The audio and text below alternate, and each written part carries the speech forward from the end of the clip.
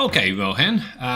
So what I'm going to do here is import the Gulfax 2021 survey into StratiScape and show you how the import works and give you some idea how to get started on your own. So this is the project, Gulfax 2021. There's a number of things in it that are interesting. Horizons, 2D, 3D, different versions in the 3D. So I'll go through pretty much everything I can and give you an idea how to get started here. So the first thing you need to do, and I'll just turn this one off, put StratiScape on here. The first thing you need to do is create a new project for StratiScape. So you do that. First thing you do is you go in and select a collection. You've probably got a default collection there. If not, you can create one here. I've got a collection called Petrel projects. So I'll click New Project, and it brings up the file manager. So I'm going to put mine in, where are we here? D drive, Exploration Projects, Petrel projects, create a new directory. You can only create a project in an empty directory. So I'm going to create a new one here, a new folder called Gulfax 2021. Okay, then I'm going to go into that and give this is the file name for the SQL database that gets created. Gulfax 2021. Click Save. And so here it is. So now you need to open it. So click Open Project. So now we have just a typical open project. It's completely empty. There's nothing in it yet. And we start off with the world map. So the first thing we need to do is link to Petrel.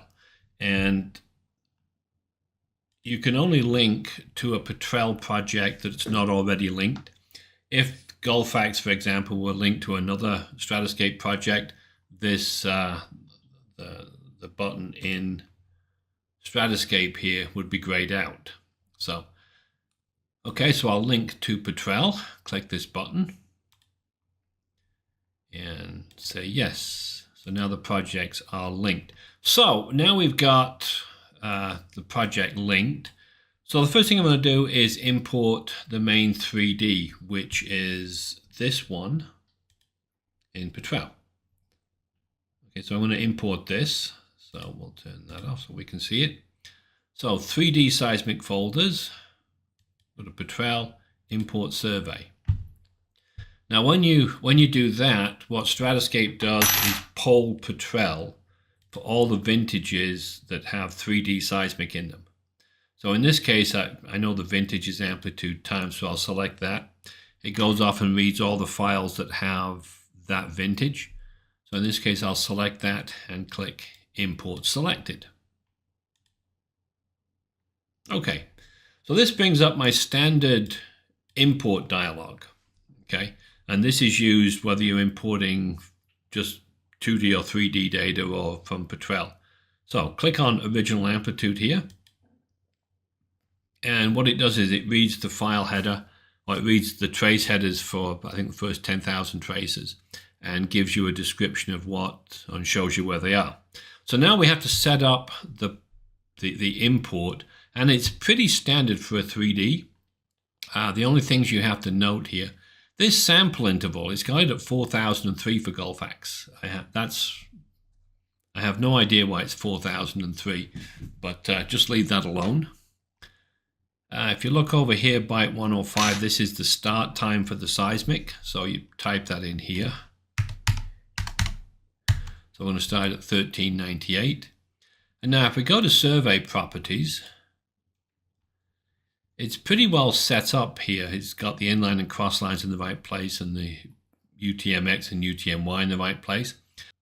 The only problem here is that the inline and cross line bin sizes are too big by a factor of 100.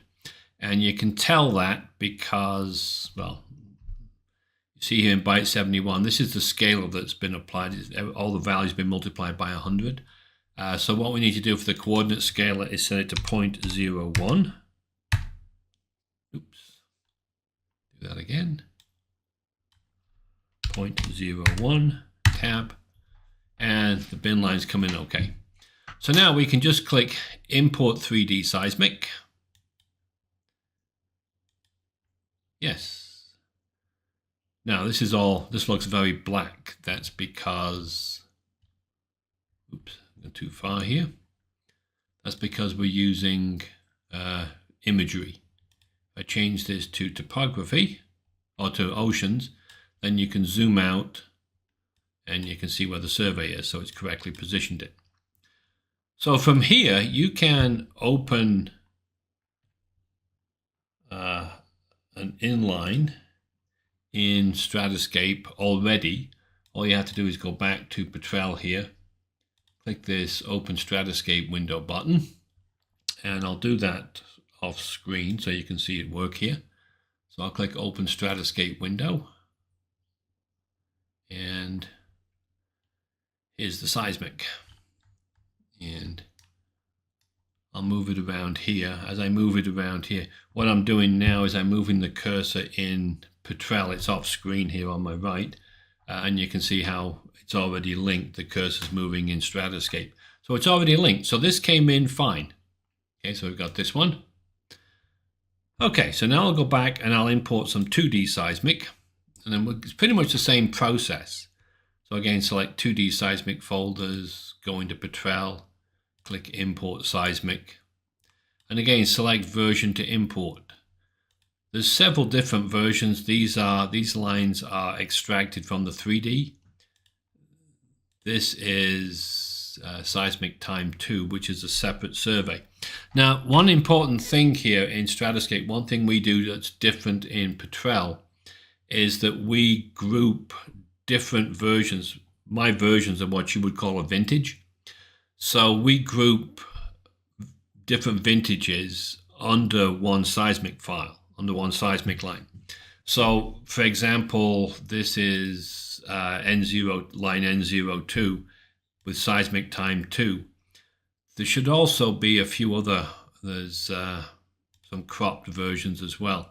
The first version that you bring in is what we call the principal version. And so everything from then on is based on that. That's sort of the default version that will be shown whenever you open up a line. So in this case, so we're going to bring in Seismic Time 2, select all, I don't want this one, and click Import Selected. Now again, click on one of these lines and it'll show you the headers. Now this is very similar to the 3D, slightly different because different types of input properties for 2D as opposed to 3D. There's the start time here is 0, so we don't need to worry about that. And the sample interval is correct at 4000. Few things we need to do. Trace number 25. Well, that's not right, so we'll change that to byte 1. The sharp point number is actually byte 17, and you can read that here. Trace locations, sharp point number 17 to 20. So I'll change this to 17.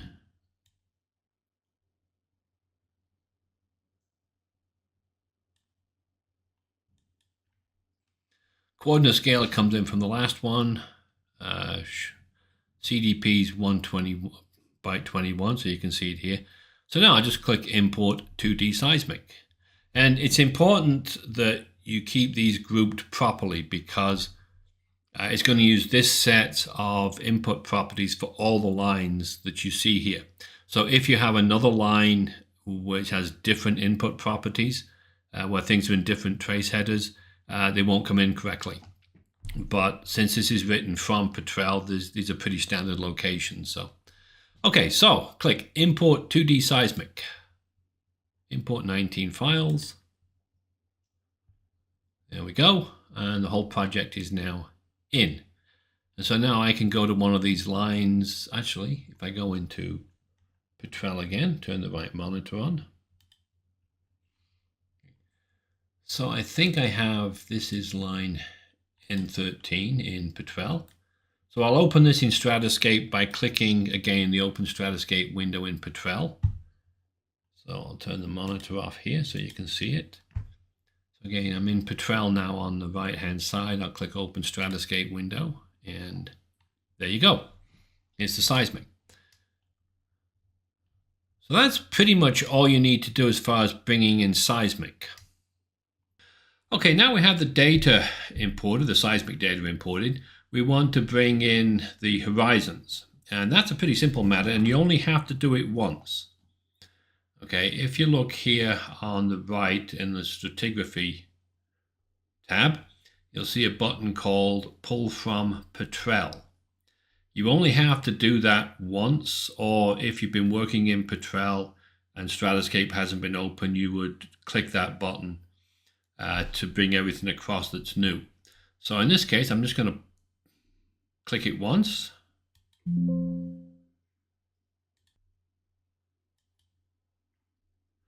And then we have the horizons. So now if I go to Petrel, and again, I've just turned my right monitor on here, you'll see that the 3D has a number of horizons in it. So in theory, they should now be in StratiScape, and we should be able to open them simply by opening the line in Petrel. So again, I'll click this Open StratiScape window button up here and show you what happens. So turn the right monitor off, click the button in Petrel. Okay, so here's the Seismic, and these are the horizons here. I'll click those, and voila, there they are. So we'll talk more about horizons at another time. But that's pretty much all there is to it. And if I look at this, a few things you can do with it. Show the surface. All sorts of interesting things. So anyway, that should be enough to get you going. I'll do a more detailed video on this for clients and everything, but right now that should be all you need to get going and test that the plugin at least works. Okay, fair enough.